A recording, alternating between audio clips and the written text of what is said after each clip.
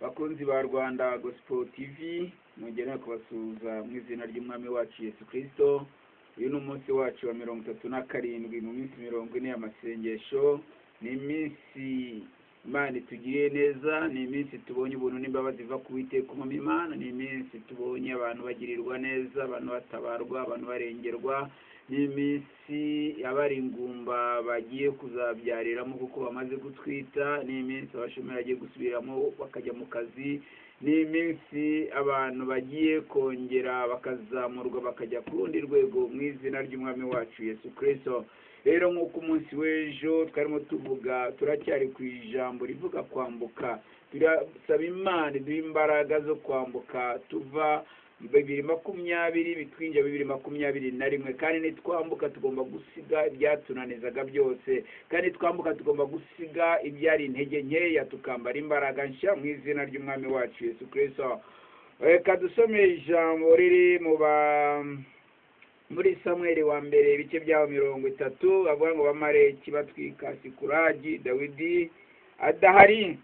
Nuko Dawidi n'ingabo ze bagera i Sikulagi ku munsi wa gatatu, basanga Abamaleki bateye igihugu cy'Ikusi n'Isikulagi, batsinze Isikulagi bahatwitse, banyaze abagore n'abari bahari bose, abato n'abakuru, ntihagira uwo bica, ahubwo babanyaze barigendera.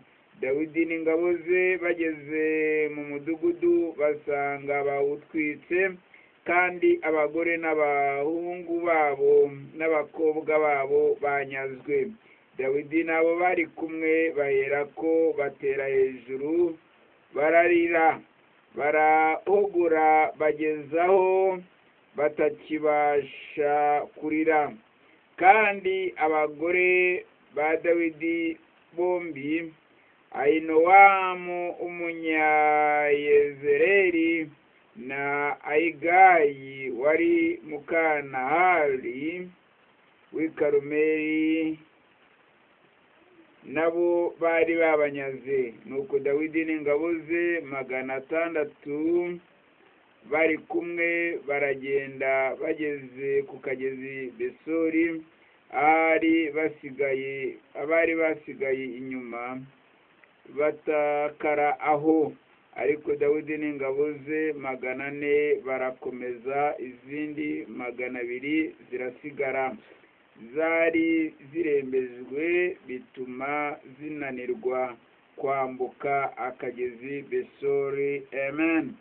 Ndagushimiye mwami w'abami nyir'ingabo, ngushimiye nanone kwemeye ko ngaruka kuganira n'ubwoko bwawe iri jambo rikabera umugisha, imbaraga n'amavuta imanuka nk'akanya, ikigo cye gitwikira uretse mbanyumva. Mu izina rya Yesu w'i Nazareti, ukuboko kwawe kwiza tukubone kandi twakire kubaho kwawe. Mvunagwe buri imbaraga zose z'umwanzi Satani, abazimu n'abadayimoni bashyira buri myuka inyaga itwara iby'abana b'Imana itsindwe mu izina rya Yesu. Mwami w'abami nyir'ingabo, mwana nk'uko uhagararanye na Dawidi nyir'ingabo, Imana ahagarara n'umuntu wari ucitse intege, ahagarara n'umuntu wari unyazwe ibye, ahagarara n'umuntu wari usubiye inyuma, ahagarara n'umuntu wavuga ngo umwaka siza kuwurangiza, maze Uwiteka yongera asubizwe mu imbaraga kandi abone ukuboko kwawe mu izina rya Yesu. Amen. Ero wowe urimo kunyumva aka kanya, nagira ngo nkubwire iyi ni inkuru ndende nawe uri buze kuyisomera. Ngira ngo ahangaha muzi neza yuko Dawidi akimara kuza akinjira Sikulagi, asanga abana, amatungo, ibyo batunze byose ndetse n'abagore bose bamaze kubanyaga. Sikulagi bayitwitse, ariko ijambo ry'Imana risomye neza asubira tubwira ngo maze Dawidi ngo arongera ngo agisha inama Uwiteka, arasenga arabaza ati Imana, ni aba bantu nimbakurikira ndabafata?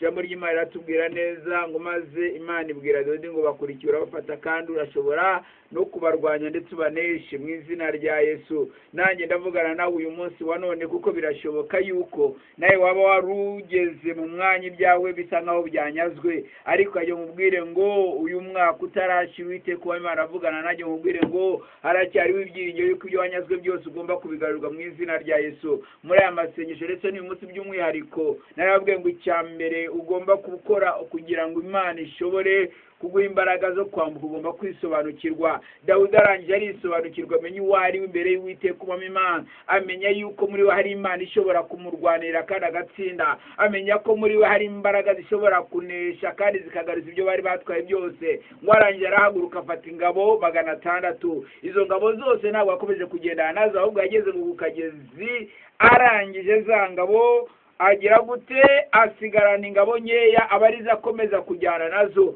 Nagiye ngubwire inshuti yanjye uri munyumva muri aka kanya, ntabwo ni burenga mvuga ijambo ry'Uwiteka Imana, ndabangwa haracyari ibyo byo kugaruza ibyawe watakaje, haracyari ibyo byo kugira ngo Imana ikwambike imbaraga uyu munsi wa none. Icyatuma udashobora kwambara izo mbaraga nuko utari wisobanukirwa ngo umenye ko dufite Imana ishobora byose, Imana itaginanirwa, Imana itari nyirakamana, Imana itari umwana w'umuntu ngo ubeshye, niko biri tubwira.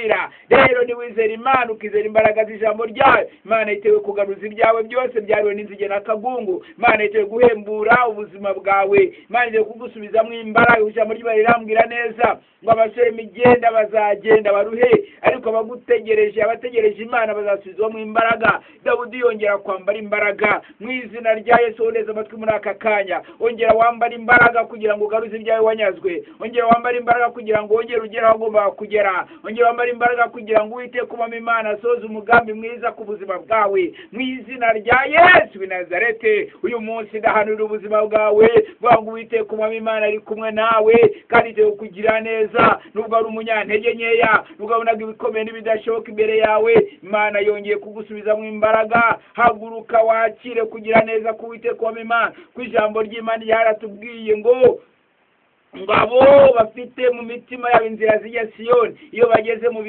gikombe cyitwa Baka, ngo bahindura ahantu h'amasoko. Iyo bageze ahantu abantu barira, barahanura ubuzima bukaboneka. Ijambo ry'Imana rirambwira muri Ezekiyeli 37 ngo Ezekiyeli amanuka ari mu mwuka, arya mu kiba cyarimo amagufwa yumye, atangira kuyahanurira, amagufwa atangira kuba mazima, amagufwa atangira kubona ubuzima. Ndahanura ubuzima bwawe inshuti yanjye uyu munsi wa none. Uwiteka umwami Imana yambwiye ngo nkubwire ngo humura, uko Imana iri kumwe nawe, nkuko yabwiye Kuro muri Yesaya 45 bango nzakujya imbere, ahataringane mparinganize, nzavunagura inzugi z'imiringa n'ibihindi by'ibyuma byose mbicagaguremo kabiri. Uko ni Uwiteka avugana nawe, wewe wari ucitse intege. Uko ni Uwiteka avugana nawe ngo komeza urugendo, komeza business yawe, komeza umurimo w'Imana, komeza imyuga yawe wari utangiye gukora. Imana iri kumwe nawe kugira ngo ikunezeze, kandi yavuze ngo izaguha umugisha n'intoki zawe. Wowe haguruka gusa, Uwiteka umwami Imana